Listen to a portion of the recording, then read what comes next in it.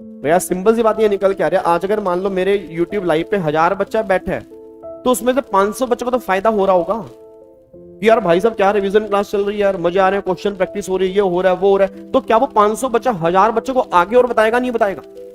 Yes बताएगा, यार भाई रिवीजन करनी है विवेक सर की करनी, भाई बहुत डिटेल में करवानी। ठीक है, अब ऑब्वियस सी बात है, देखो आदमी परफेक्ट तो हो नहीं सकता भाई, सिंपल सी बात है। आजकल मान लो अगर मैं पढ़ा रहा हूँ यूट्यूब के ऊपर तो 100 बंदा मेरी अच्छाई नहीं करेगा, उसमें 10 बुराई करने वाले भी होंगे, और वो बुराई करने वाले होते भी।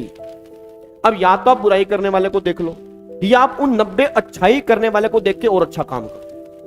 क्योंकि अगर आप 10 बुराई करने वाले को देखोगे आप कभी आगे नहीं बढ़ पाओगे, क्योंकि 100% इंसान तो कभी परफेक्ट हुआ ही नहीं है। लोगों ने भगवान को नहीं छोड़ा, हमारी तो औकात ही कुछ नहीं। सिंपल सी बात है ना, जब रामायण थी तो सीता माता को भी कहां छोड़ा लोगों ने, उनको भी अग्नि परीक्षा देनी पड़ी।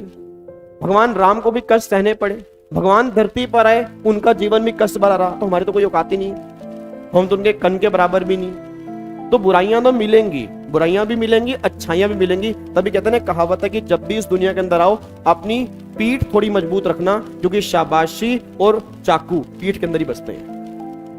कि शाबाशी पीठ के ऊपर होती है और आपकी बुराइयां भी पीठ के ऊपर होती हैं, तो आपको मजबूत रखनी पड़ेगी अपनी पीठ। ये अच्छाई हो रही है तो भी नॉर्मल रहो, बुराई हो रही है तो भी नॉर्मल रहो।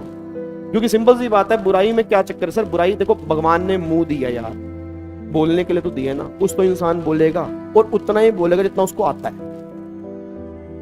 मेरे को लाइन और ध्यान आ गई कि 2 कान और 1 मुंह भगवान ने बहुत सोच के दिया कि सुनो ज्यादा बोलो कम।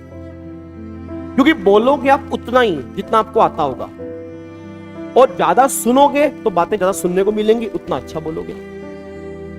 क्योंकि बोलता वही पाओगे ना जो आपके दिमाग में है, उसके अलावा तो बोल ही नहीं पाओगे, क्योंकि आपकी सोच ही नहीं वहां जा रही।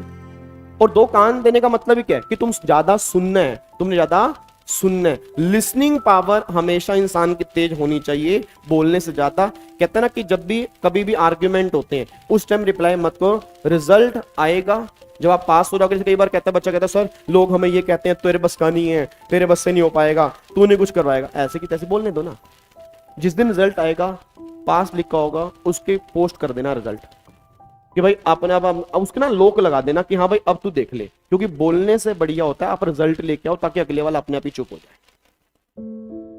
ठीक है ना, आप बोलोगे आर्ग्यूमेंट बढ़ेंगे। कभी अपने घर में, अगर वैसे घर में तो लड़ाइयां चलती होंगी, आपने घर में देखा होगा कई बार लड़ाइयां मम्मी पापा में नॉर्मली कई बार बातचीत हो जाती है। कभी चेक करना, बातचीत तभी बढ़ती है जब दोनों बोल रहे हो। मैंने बोला आपने रिप्लाई किया, फिर मैंने बोला फिर आपने रिप्लाई किया, बातचीत बढ़ जाएगी। अगर एक शांत होगा ना, दूसरा आदमी 10 मिनट बोल के चला जाएगा, इसको फर्क ही नहीं पड़ रहा। फर्क पड़ रहा है, बट वो नहीं चाहता कि 10 मिनट की लड़ाई जो खत्म होनी थी वो 1 घंटे तक जाए। तो सिंपल सी बात है, जिसको सुनना आता है उसको बोलना भी आता है। वो तो उसकी वो है कि पेशेंस है उसके अंदर कि वो सुन के काम खत्म कर रहा है। ये तो भगवान ने मुंह तो उसको भी दिया है ना, वो बोल सकता है, बट वो क्यों नहीं बोल रहा? क्योंकि वो नहीं चाहता कि बिना बात के बात बढ़े। क्या फायदा बात बढ़ा के? ठीक है, तो यही चीजें होती हैं। चलो